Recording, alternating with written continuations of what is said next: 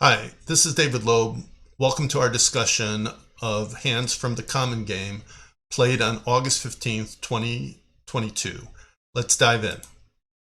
Board 1 brings up the question of what to do with the extra bidding space a negative double may provide. North opens one club with a hand which meets the rule of 20 for a first seat or second seat opener. East overcalls one heart. South's negative double shows exactly 4 spades. If South had 5 or more spades, South would have responded 1 spade. So the negative double shows exactly 4 spades. Now North has the option of bidding 1 spade, an option they wouldn't have had if South had responded 1 spade. They can also bid 2 spades, which is their normal response, but here it's a jump. If North had a strong hand with spade support, they would jump to 3 spades. They would do that here, and they would have done that if South had responded 1 spade. Because South made a negative double and West passed, North has the option of bidding 1 spade or 2 spades. So what should the difference be? Well, 2 spade rebid should be a normal minimum opener with 4 or more spades, right? When should you use the 1 spade rebid, which the negative double combined with West's pass has given you the option of making? Okay? So there's 2 cases where you'd want to use the 1 spade response.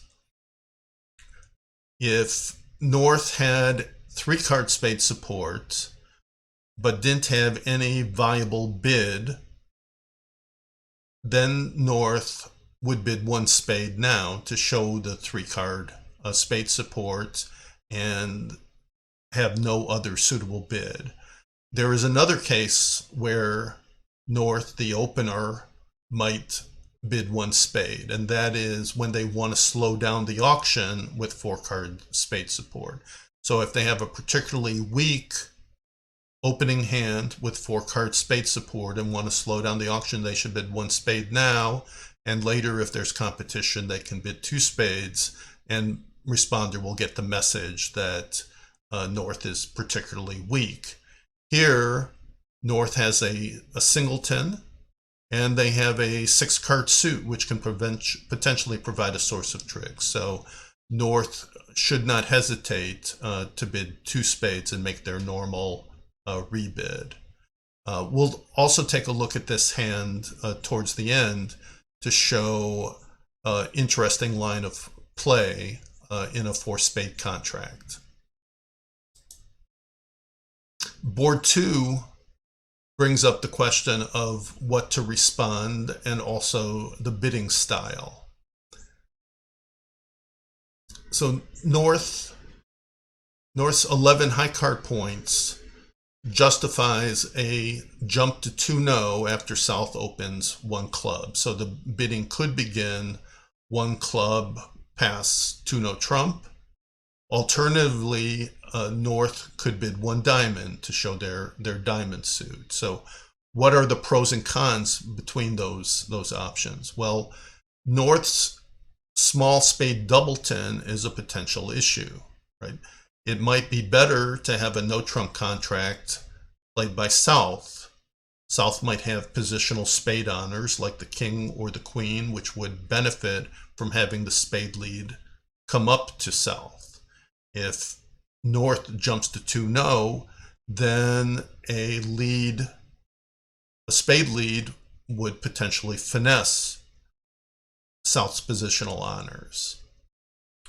So you may want to respond 1 diamond as North and give South the chance to bid 1 no or the chance to show a spade suit. Either way, North can be more comfortable inviting a no trump game. A lot of North's decision rests on the bidding style of the North-South partnership. Some partnerships like to bid up the line. Some partnerships agree to play wall style over a 1 club opening bid, which means that with a less than game forcing hand, responder will bypass their diamond suit in order to show a 4-card major. With a game forcing hand, responder would bid up the line as normal. If your partnership style is to bid up the line all the time, then you would bid 1 diamond here, and opener would show their majors looking for a major suit fit, right? So the auction here would begin a club, a diamond, a heart. Well, if the auction begins like that, what is North supposed to do for their second bid? They still have an invitational hand. They're too strong to bid 1 no, so they're going to have to jump to 2 no now. And this is an even worse situation than if they had jumped to 2 no initially. And the reason for that is every suit other than spades has been bid, so it's extremely likely that there will be a spade lead through a South's hand. If North had jumped to 2 no initially, they might get a heart lead and not necessarily a spade lead. So there's substantial risk if you respond 1 diamond here, if you bid up the line, that your partner will bid 1 heart and you'll be in a worse situation. So the preference should be to jump to 2 no immediately. South has a minimum opener, so they will not be accepting this invitation. So the contract would rest at 2 no trump. Now, if you're playing wall style, the situation is different. If North responds 1 diamond, then South is never going to show a major if they have a balanced hand. They're going to bid 1 no trump or 2 no trump, depending on their strength. So if South bids a major, they're showing an unbalanced hand. Knowing that their partner will not show a major with a balanced hand, that makes responding 1 diamond very attractive now. So here, South would bypass their heart suit and their spade suit. The ability to hide opener's distribution is certainly an advantage of playing wall style, as is when they bid a major after the auction begins, a club, a diamond, and now opener rebids a major. Responder knows that opener is unbalanced. So that's another advantage for playing wall style.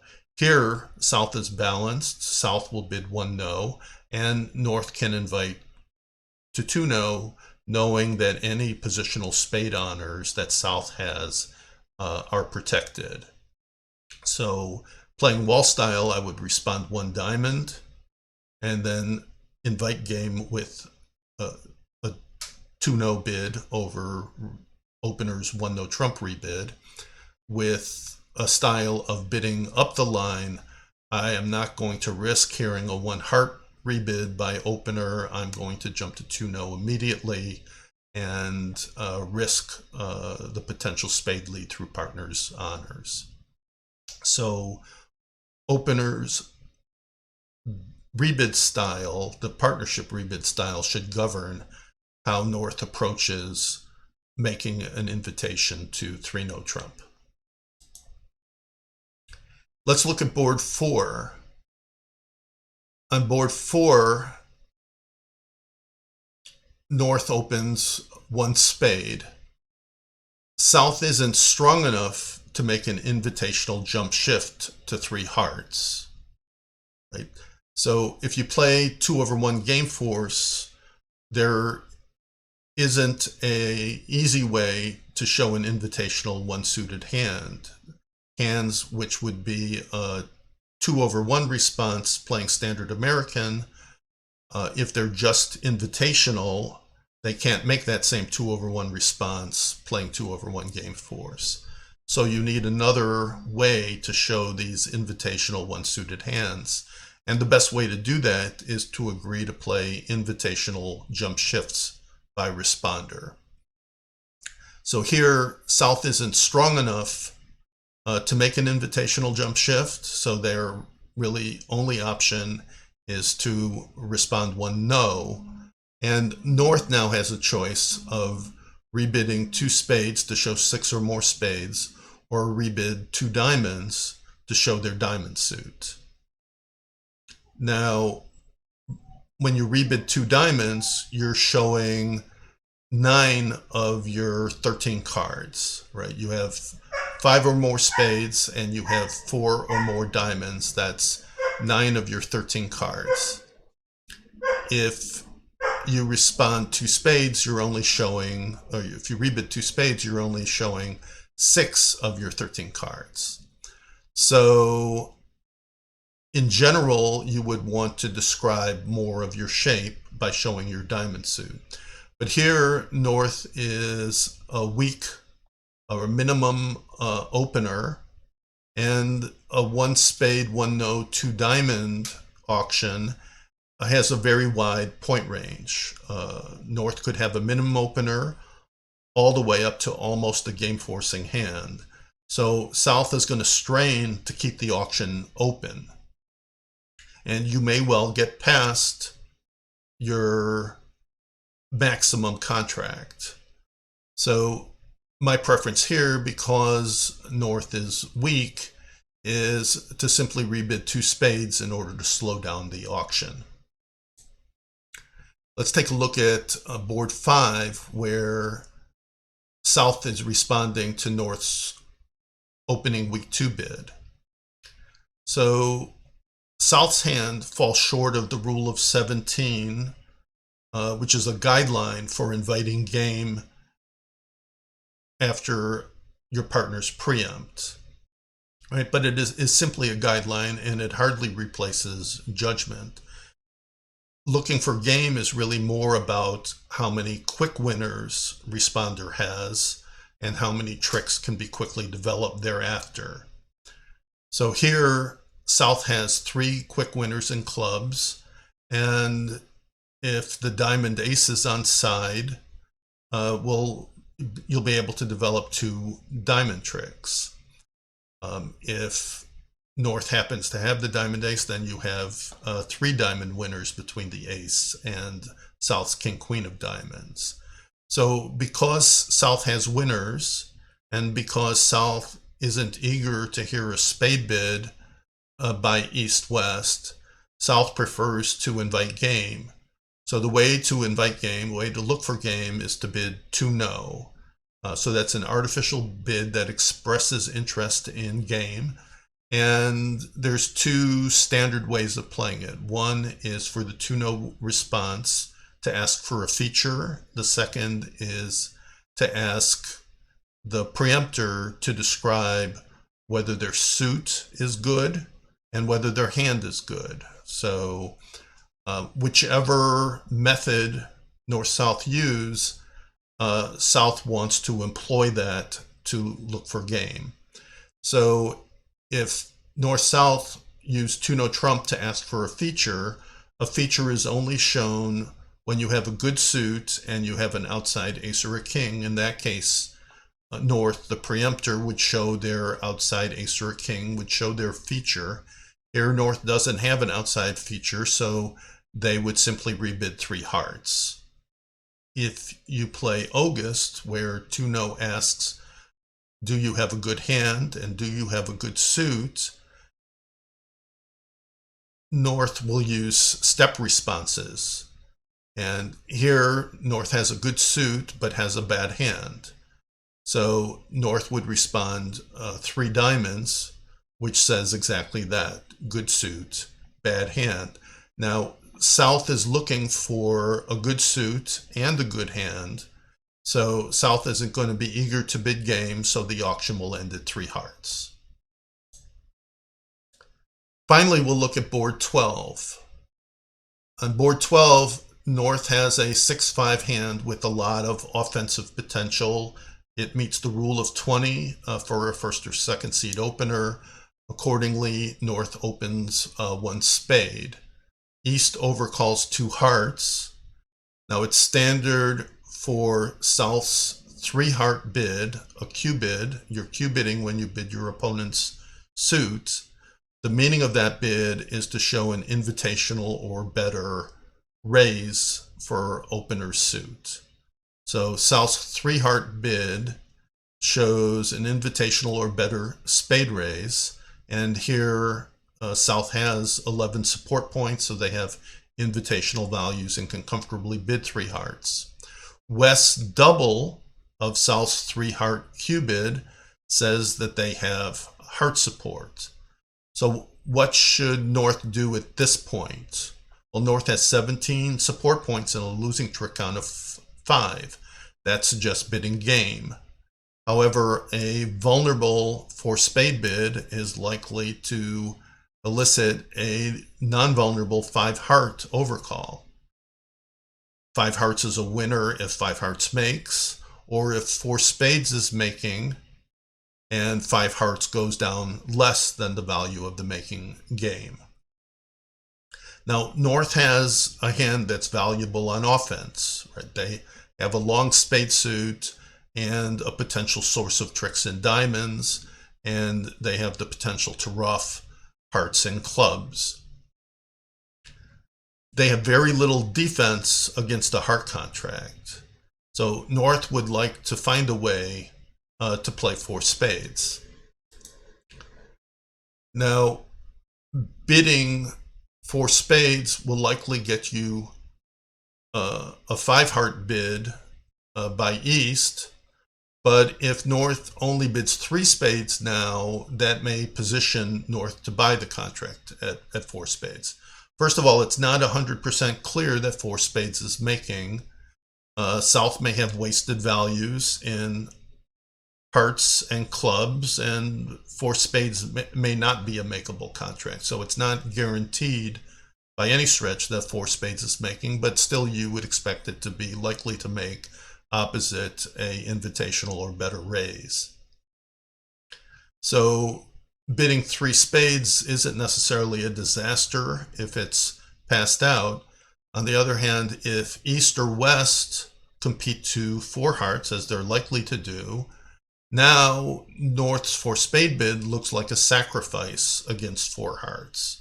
And it's difficult for East-West to guess whether they should defend 4 spades or bid 5 hearts.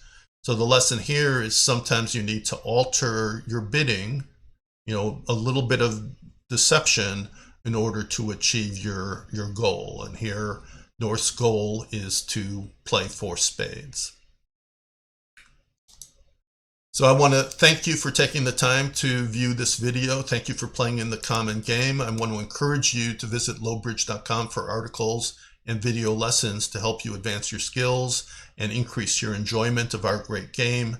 Please share your comments and questions at lowbridge.com. And we'll conclude by taking a look at the play in board 1.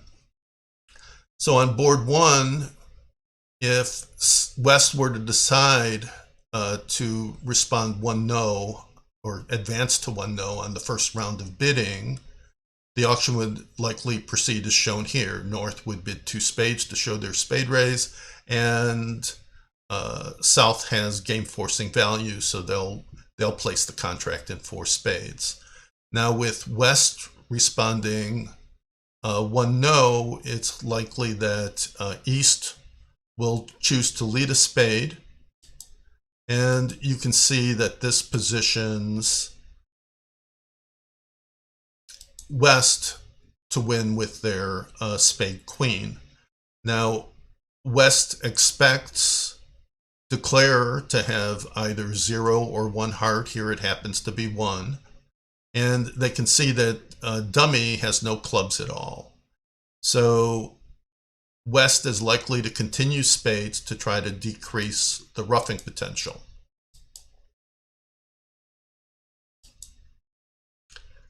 Declare wins cheaply and turns their attention to diamonds, but unblocks the hearts first.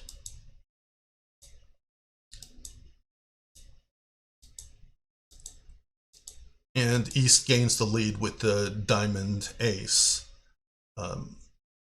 It doesn't look attractive to continue hearts, so East will likely shift to a club, and South can discard on the clubs, And now declare goes about a cross ruff. Right? So they ruff, they cash their side suit winners, the heart king and the diamond jack, and now they proceed with the cross ruff. So they ruff with the spade 7, they ruff a club with the spade ace, and you can see that North only has the spade jack remaining, but they're guaranteed to score that, right? They lead a heart, and if West plays the king, the spade jack will win the 13th trick. If they ruff with the 10, if West ruffs with the 10, then North will overruff and they score their 10th trick on trick 12. So scoring your 10th trick on this fashion is called an en passant coup, and it's something that's very enjoyable when it comes up. I hope you've enjoyed this video discussion of the hands from the August 15th Common Game hands. Hope to see you in a future discussion. Thanks all.